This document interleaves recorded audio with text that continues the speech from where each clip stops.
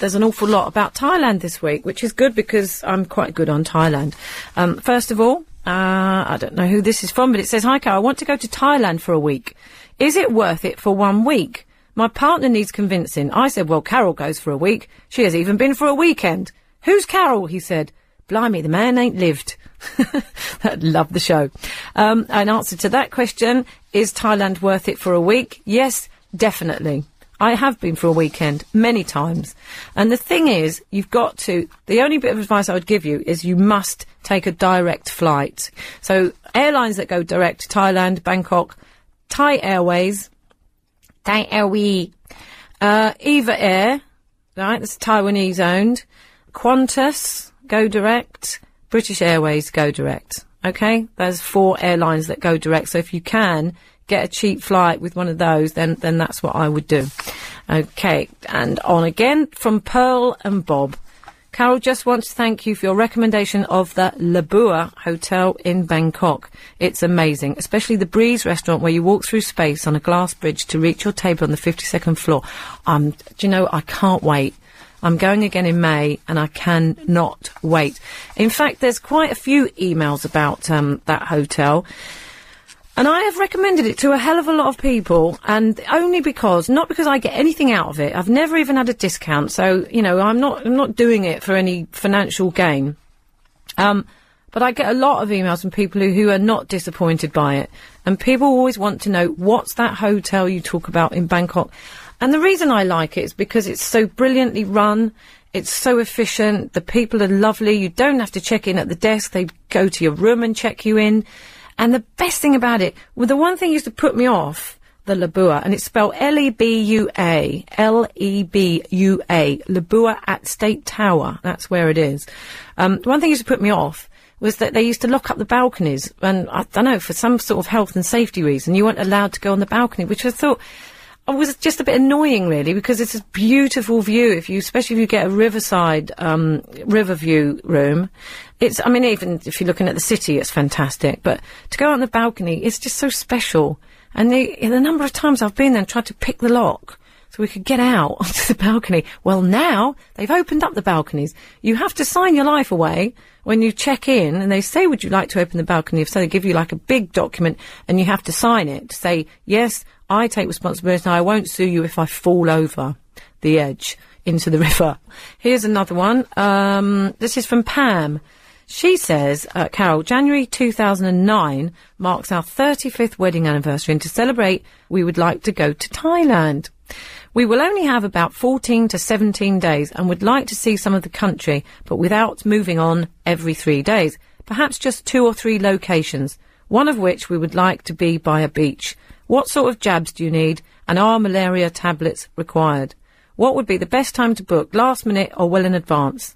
What would you suggest?" From Pam. Well, I think, personally, I like doing the last minute thing, but it doesn't always work. What you need to do is, if you're going in January 2009, you need to keep an eye out for deals. And to do that, you probably need to sign up with websites such as expedia.co.uk, airlinenetwork.co.uk and ebookers.com. They all will email you with special offers, and occasionally you'll get a decent priced flight going to Thailand, and it will be cheaper for you to organise it yourself rather than do a package. Now, if you do want to do a package, then that's fine. But I would go to a company like Trail Finders, or, you know, I would avoid these kind of, you know, one-stop holiday shops. So I would say well in advance, but don't do it yet, because you're a year away and you've got plenty of time to try and find some decent bargains. Now, as far as places you'd go, you've got 14 to 17 days. That's well enough time. You want to see some of the country, but without moving on every 3 days, 2 or 3 locations where you've got to fly into Bangkok and you must stay in Bangkok. A lot of people go straight on from Bangkok because they think it's a messy, dirty, untidy, frantic city, which it is. But that's its charm. It's the most exciting place in the world, and you literally can't leave it off your itinerary. You just need a couple of nights there. You know, I've already recommended the Labua Hotel, which is a fantastically reasonable. All the rooms are suites, so you get a living room and a kitchen, and a giant bathroom and a huge bed with beautiful cotton thread sheets, about 800 thread. Oh, it's like, oh, I love it. Anyway, so go there, and then if you want to go to a beach, I would recommend Koh Samet, and it's a national park, and it's absolutely beautiful. So look that up. I don't know of any places that I can recommend to stay there, because I haven't stayed there, but I was reading about it this week, and it sounds ideal. However, if you want to get a flight in January, you can either go. I would stay on the west side, so I'd either go to Phuket or Krabi or Koh Lak, any of those places, and you can fly direct to Krabi, you can fly direct to Phuket from Bangkok. It's a very short flight, it's about an hour. And there's loads of places there to stay. It's beautiful, beautiful beaches. Phuket is very busy, so if you want a bit of action, then go to Phuket. But there are quiet places on there. The one place I would recommend in Phuket at the moment is a place called Indigo Pearl. And one of my listeners recommended it. They'd stayed there. It's very close to the airport, which is very handy. And it's just divine. Now, the other place you need to go to is Chiang Mai, which is up in the north. And in January, it'd still be warm. It does get pretty chilly at night up in North Thailand, but Chiang Mai is the most beautiful place. And don't book now, but keep an eye out for deals and book it all yourself. If you can be bothered, it's worth doing it yourself, because I think you actually get it cheaper.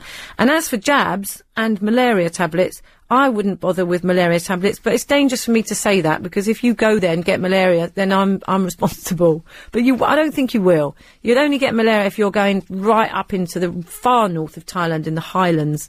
Then, in the country, then you might be in danger of it. But generally, it's not required. But jabs, there's no harm in having jabs for things like hepatitis and all those things. No harm in having that. You need to have those done anyway, so get them done. There you go, Pam. I hope that's helpful. Oh, look, there's another one. There's another one about Thailand. Oh, you can't stop, can you? But, I'm doing a good job for Thailand, aren't I? I should be paid by their tourist office. This one's from Brendan in West Sussex. Says, my daughter, 22, is staying in Bangkok for 4 days on the start of her round-the-world trip. As she's backpacking the rest of the time, she wants to stay in a nice, mid-ranged hotel with a beauty centre and pool. Some recommendations, please. Well, I'll tell you, the perfect place to stay, I don't know if you'd call it mid-range. It's on the Surawong Road, which is near the Mon Tien and quite near Pat Pong Market. And it's called the Siam Heritage. And it's a tiny little hotel. You can't really see it from the road. There's like a little sign outside, Siam Heritage. And the rooms are superb. And it's got a little pool on the roof, so you get the sun most of the day, and a little spa, so you can go and have, things done. If you want something a bit more expensive than that, you've got to cross the road and go to the Mon Tien, which will cost you £50-60 a night. Another recommendation, if you don't want to be around the Pat Pong area, there's a little place up on the Petchbury Road, which is called the D-Ma Pavilion, D''MA Pavilion. It's so cheap, and it's got the most amazing pool and area for, lounging about. And it's so cheap. It's a little bit out the way, but it's, as I said, there's 10,000 minicabs, cars, in taxis in Bangkok, so it's never a problem to get around. And another little tip about Bangkok, meter taxis, cheaper than tuk-tuk. If you go tuk-tuk, very expensive. No, they are actually, but the thing is, it's so much more fun.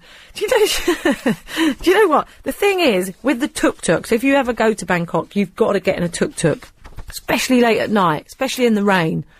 I'm telling you, in this country here, we're so obsessed with health and safety that, there's absolutely no way. They want to stop these people driving around Soho in those, rickshaws. They want to stop them doing health and safety. Never mind that it's great fun and a good laugh. The tuk-tuks are just such a giant 2 fingers up to anything that's health and safety. Bangkok, you're getting it. There's no seatbelts, there's no doors, nothing.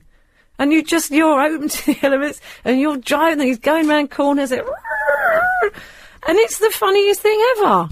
Yes, it's dangerous, But don't you like a little bit of danger now and again?